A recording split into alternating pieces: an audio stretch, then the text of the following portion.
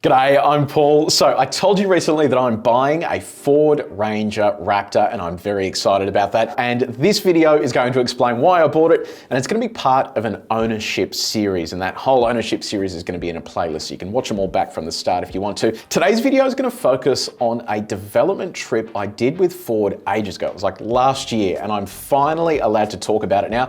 That was a development trip for Ranger, Everest and Ranger Raptor. So we're going to go through the details there and I'll run you through exactly why I'm buying this vehicle.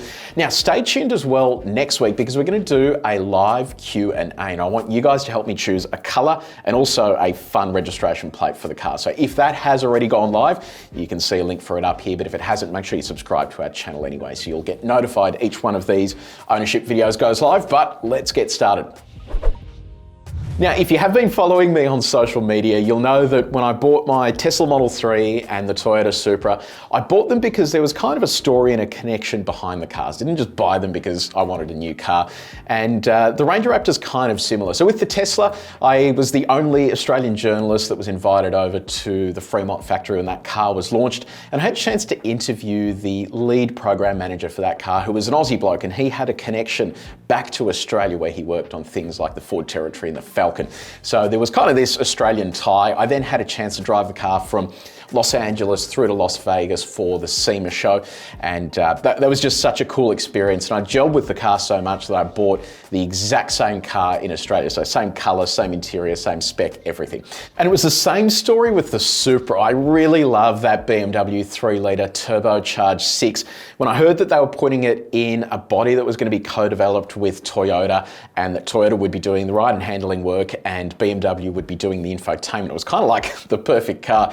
I then had a chance to join the Toyota team in Spain for a pre-development drive, and I don't know, I just really sort of gelled with it and just felt at one with the car, and I knew that I had to buy one. So the Ford here is kind of the same thing, and you'll see here in this video that the Ford Australia team, they've been behind the majority of the work for Ranger and Everest, and in particular Ranger Raptor. They've put a lot of effort into completely differentiating this vehicle from the rest of the Ranger range, and I think that's what really excited me about it. It made me want to drive one, but it was all solidified when I went on this development drive with the Ford team. So let's get stuck into that and I'll run you through exactly how it all worked. Why does Ford do development drives? Well, the whole concept of a development program is that you do all of your work on a computer. They then build these prototypes by hand. They're sent to Ford. Ford does a lot of development work then at the proving ground in closed conditions so no one can see what the car looks like. But at some point they have to hit the public roads. They have to really see what these vehicles are like when they are driven in and around suburbia and on off-road tracks, especially for things like Ranger, Ranger Raptor and Everest. And in this particular development drive, Ford wanted to do some, final validation work on ARB accessories. So they're the off-road partner that Ford has chosen to supply aftermarket accessories to these Ford vehicles. But they also wanted to do some final checks on the four-wheel drive systems as well to make sure that when a customer takes these vehicles off-road and they push them to their limits, that they're actually going to work and they don't break. So that was the whole point of this development drive. So I was invited by Ford to attend with them on one of the loops through the Victorian High Country. Now keep in mind, it was mid-November at this point, 2 weeks away from summer, and it was snowing. So the conditions were treacherous. It really is just some of the worst off-road conditions I've seen in this particular part of Victoria. So it was a real good test for these cars to make sure that all of the systems work.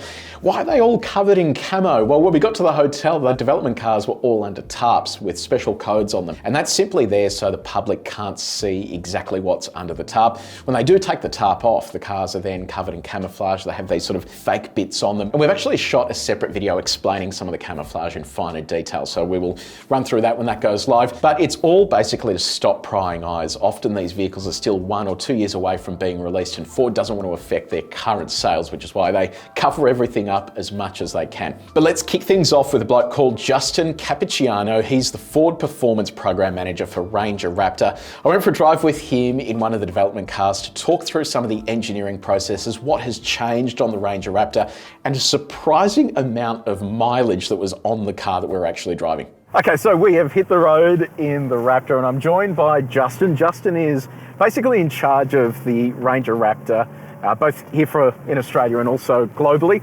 Justin, tell us, what has changed with this Raptor compared to the current one that sort of people see out on the road? A lot. I suppose the big difference that everyone's going to notice is the step up in the powertrain. Yep. So we're moving from a 2-litre bi-turbo diesel to a 3-litre twin-turbo petrol V6. And within that, there's obviously a lot of other things that we've changed downstream to manage the additional power, right? So it's quite torquey low down, and it's also got a pretty good top end. Yep. So you kind of get the best of both worlds. When you're wanting to go low range, you're getting that torquey, big stroke motor, and then when you're really revving it out, you've got a sort of a V6 which does really like to rev. And I think suspension is another thing worth talking about as well. The suspension in the current Gen Ranger Raptor is pretty awesome. This has stepped it up a notch though, and kind of relates to the F-150 as well, right? Yeah, similar family of suspension systems. So it uses Fox's live valve damping system, which is an active damping system, so it's electronically controlled, and you can actually control that from inside the vehicle as well. So what it means is it controls the compression side of the damping stroke and allows you to have a bigger tuning window from a dynamics perspective. Opens up that ability to have something that works really fast flowing surfaces, and also on, say, you just your normal public roads as well. Yep. And just in terms of drive modes, I think that was one of the things people enjoyed and had fun with Ranger Raptor. What's changed now? How are the drive modes different? Like, what can you do now that you couldn't do before? So we now have 7 drive modes, and within that you have a customization ability as well. So previously, whatever you had. Yep. It didn't offer you any ability to change too much outside of that. What we do have now is a system called My Mode, which enables you to change things like steering. So you can go through, there's different modes within your steering. You can also change the damping from sort of a road focus to an off-road focus, and you can also change your exhaust. So you can have it on quiet, normal, sports, or Baja. Now this poor car has done like 150,000 Ks in the period of 6 months. How do you put that many Ks on a car like this? Like, what's involved in doing that kind of mileage? Well, at Ford, everyone shares vehicles. This doesn't belong to just one person. Yep. It gets shared amongst a number of different departments and divisions. So this car's gone through like a durability cycle, going to Dubai in about 2 weeks' time. So couldn't ask for a different thing for this car to go through. Snow this week, and then in 2 weeks' time it'll be 50-degree heat in Dubai. That's crazy. While the Ranger Raptor is cool, some people need to be able to tow and carry a greater payload. So they're going to skew more towards things like the Wild Track or perhaps an Everest with their bigger towing capacities. But you still can fit accessories to these vehicles. And what Ford has done is partnered with ARB. It's an Australian four-wheel drive company. They basically supply accessories to the aftermarket.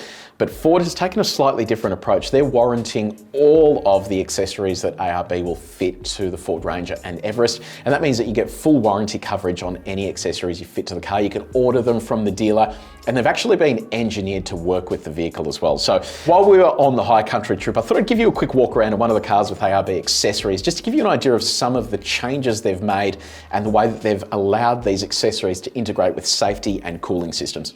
This just looks like a standard bull bar, but what they've done as part of this package is move the 360 camera from under the Ford logo there down to the bumper so that it works sort of fully as it would and as you would expect it to do on the road. They've also moved all the parking sensors as well. And then in addition to that, you have the radar down here, driving lights there as well. And all of this is warranted too. So as part of that Ford 5-year warranty, any ARB accessories that are fitted to the car are completely warranted. Now, under here, you've got rated recovery points. What they've also been able to do is a full cooling analysis. So this has been on the dyno with a trailer attached to make sure that all of these accessories don't affect the vehicle's natural cooling. And that includes stuff like here, you've got vanes under there that direct air into the cooling equipment. And it means that if a customer is actually doing some serious off-roading or going across the country while they're towing, that it is going to accommodate all of their needs.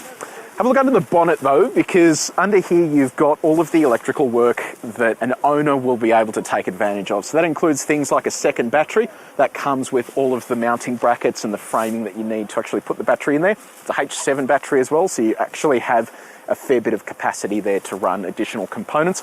In addition to that, under here you've got an extra terminal to plug into, so you don't need to go doing work on the existing terminals. And you have a separate fuse box as well that you can plug into. DC to DC converter that's integrated into the front end here as well. So it really is fully thought out in terms of the accessories you'll be able to fit to the car as it comes out of the box. You won't need to do any hacking to make it all work. So from what this looks like, it's a pretty impressive setup. This is just a prototype, so it means that all of this stuff is going to look better in the production vehicle, but certainly a good start, and this engineering trip will give the guys a better understanding of what works and what needs to be changed ahead of the car's launch. Now, I hope you enjoyed that. What are my plans for, I guess, this content series? Well, I want to take you through everything to do with owning the car. So that's ordering it, the pre-delivery process, delivering the car, running it in, all that sort of fun stuff. Then we have other content planned with one of the other cars that I've bought as well. So we're going to tie that in together a little bit. And then I want to be led by you guys as well. What do you want to see us do with my Ranger Raptor? Now, please don't say dropping it out of a plane or something, because I've spent my own money on this car. But let me know in the comment section below, is there anything in particular you would like to see us do with the Ranger Raptor to give you a better idea of what the car's like and what it's capable of? So let me know down there in the comments section below. Now, remember, we do have a live Q&A taking place, so make sure you subscribe to the channel and enable notifications. That will let you know when that goes live. If you do miss that, you will be able to shoot me a message on social media or any other platform that I'm on at the moment to get a better idea of what is going on. Now, if you did enjoy this video, please make sure you like it and you share it with your mates. And if you haven't done so already, subscribe to our channel and press the bell icon so you can find out when we do these things, plus the live stuff that we're going to try and do in the future as well. But until next time, take it easy.